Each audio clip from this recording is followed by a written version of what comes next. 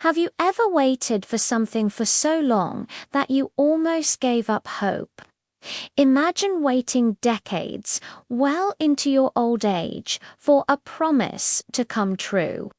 That's exactly where we find Abraham and Sarah, two of the most famous figures in the Bible.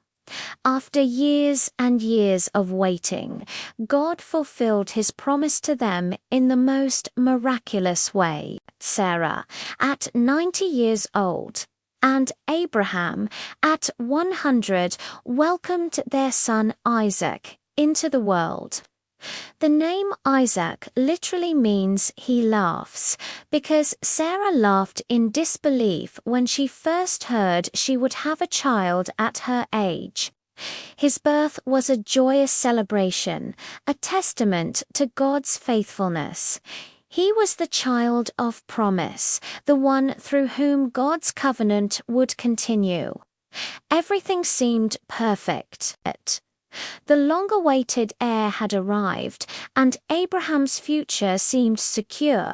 But then, God did something that, to us, seems unimaginable. He tested Abraham's faith in the most extreme way possible. He said to Abraham, "Take your son, your only son, whom you love Isaac, and go to the region of Moriah. Sacrifice him there as a burnt offering on a mountain I will show you." Can you even begin to process that command? The son he had waited a lifetime for, the son he loved more than anything, was now to be offered up. What would you do? Would you question? Would you argue? Would you run? Abraham's response is one of the most staggering displays of faith in all of Scripture. The Bible tells us that early the next morning, Abraham got up, saddled his donkey, took two of his servants and his son Isaac, and set out for the place God had told him about. There was no hesitation, no recorded argument. Just quiet, resolute obedience. This wasn't blind obedience, though. It was obedience born from a deep, personal relationship with God. Abraham had walked with God for years. He had seen God's faithfulness time and time again.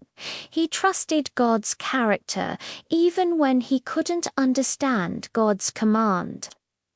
On the third day of their journey, Abraham saw the place in the distance. He told his servants, "Stay here with the donkey while I and the boy go over there.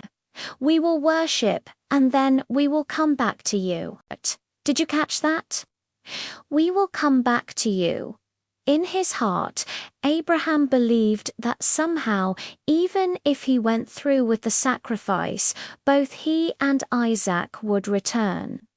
He had faith that God would either provide an alternative or even raise Isaac from the dead.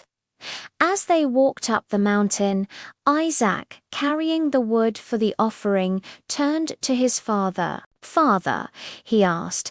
"Yes, my son," Abraham replied. "The fire and wood are here," Isaac said, "but where is the lamb for the burnt offering?" My heart just breaks thinking about that innocent question. Abraham's response is profound. He said, "God himself will provide the lamb for the burnt offering, my son." And the two of them continued on together. When they reached the spot, Abraham built an altar. He arranged the wood. Then he bound his beloved son Isaac and laid him on the altar, on top of the wood. He reached out his hand and took the knife to slay his son. In that very moment, the angel of the Lord called out from heaven, "Abraham, Abraham, here I am," he replied. "Do not lay a hand on the boy," the angel said. "Do not do anything to him."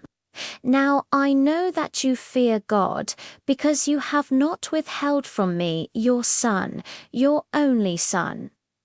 Abraham looked up, and there in a thicket he saw a ram caught by its horns. He went over, took the ram, and sacrificed it as a burnt offering instead of his son. Abraham called that place "The Lord Will Provide." This story isn't about a cruel God demanding a terrible act.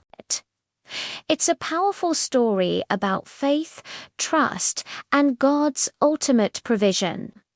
God never intended for Abraham to harm Isaac.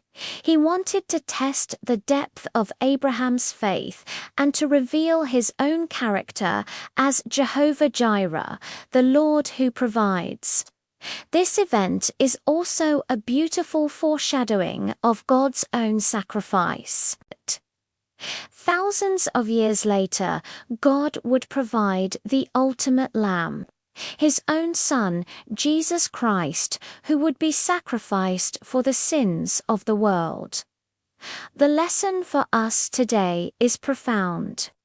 Are there areas in our lives where withholding from God, our careers, our relationships, our future plans?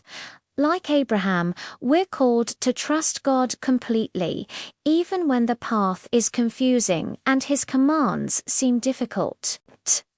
We can have faith that he is good, that he is faithful, and that he will always provide exactly what we need, right when we need it. Thank you so much for watching and exploring this powerful story with me. If this message resonated with you, please give it a thumbs up, subscribe to the channel, and hit that notification bell so you don't miss our next video. We'd love to have you as part of our community.